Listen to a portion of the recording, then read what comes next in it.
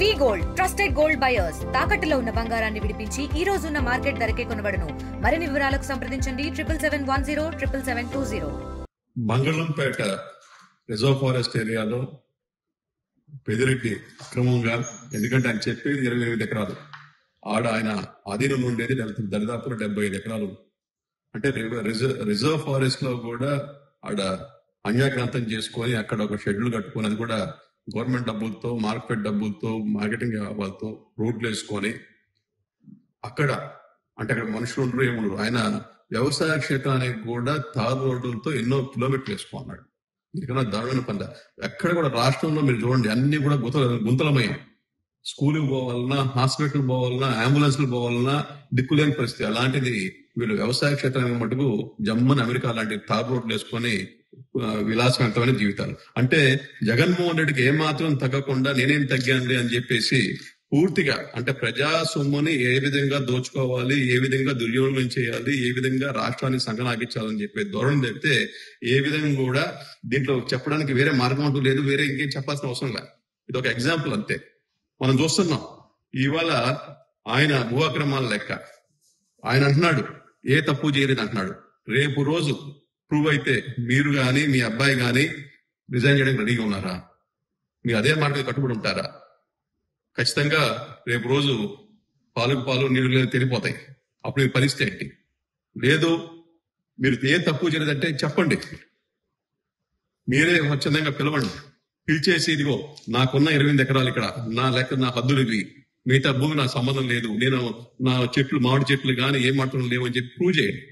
అవేమీ చేయకుండా ఎన్నెందో ఊగిపోతా, అంటే తప్పు చేసినట్టు దొరికిపోయని చెప్పే బాధ ఊగిపోతా, కన్ను మిన్ను విరగకుండా, ఏమి తారతమ్యాలు తెలియకుండా ఎవరి గురించి మాట్లాడదు. గౌరవ ముఖ్యమంత్రి గురించి మాట్లాడినప్పుడు సంబంధించేది ఏదైనా తెలియాలి. 40 సంవత్సరాల ఎక్స్పీరియన్స్ ఉంది, 40 సంవత్సరాల రాజకీయ ఎక్స్పీరియన్స్ ఉంచుకొని మాట్లాడే విధానం తెలియకపోతే నువ్వేం రాజకీయ నాయకుడివి? ఒక వీధి గుండా కన్నా కూడా ఇంకా వాళ్ళని సిగ్గుపెట్టి మాట్లాడారు. అంటే బాబు గారు చూపిస్తున్న ధోరణి వల్ల, అంటే ఆయన ఏంటంటే రిట్రిబ్యూషన్ ఉండకూడదు, పాలిటిక్స్ లో వస్తుంటాం పోతుంటాం, కానీ పొలిటికల్ వెండెట్టా ఉండకూడదు అని చెప్పి ఒక మంచి సదుద్దేశంతో ఆయన వైకాపా వాళ్ళు చేస్తున్న దాని మీద ఏది కూడా, ఎందుకంటే రాష్ట్రం డెవలప్ కావాలి, రాష్ట్రంలో పెట్టుబడులు రావాలి అని చెప్పి ఒక మంచి ఉద్దేశంతో వెండెట్టా పాలిటిక్స్ దూరం పెట్టి ఆయన అడ్మినిస్ట్రేషన్ చేస్తున్నారు. దాన్ని కూడా మీరు అడ్వాంటేజ్ తీసుకొని ఇలా పిచ్చి పిచ్చిగా మాట్లాడితే మటుకు ఖచ్చితంగా కఠినమైన చర్యలు తీసుకోవాల్సిన పరిస్థితి కల్పిస్తున్నారు. అది మీరు గుర్తుంచుకోవాలి. అలాగే మీరు చూసాం ఆయన పవర్ మినిస్టర్ ఉన్నప్పుడు మొత్తం పవర్ సెక్టర్ ని డొల్ల చేశారు. ఇవాళ పవర్ సెక్టర్ లో ఉన్న అన్ని అప్పులు కుప్పలు ఏ మాత్రం కూడా బతికే పరిస్థితి లేకుండా అయిపోయింది.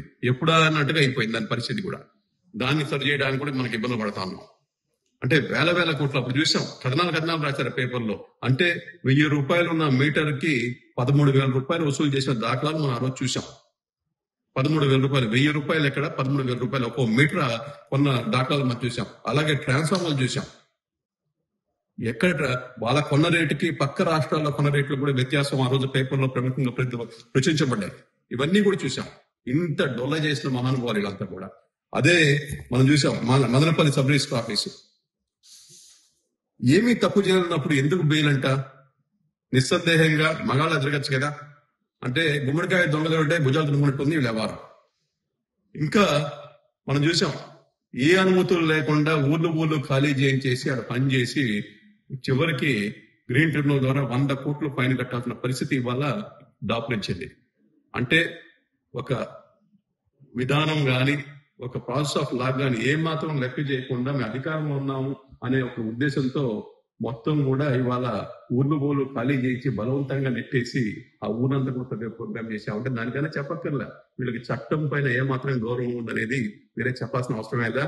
ఖచ్చితంగా మాటలు జాగ్రత్తగా మాట్లాడితే మంచిది, ఏం మాట్లాడుతున్నావు తెలుసుకొని మాట్లాడితే మంచిది. ఎందుకంటే ఖచ్చితంగా చట్టం అనేది ఉంది, దాన్ని పని చేసుకొని పోతుంది.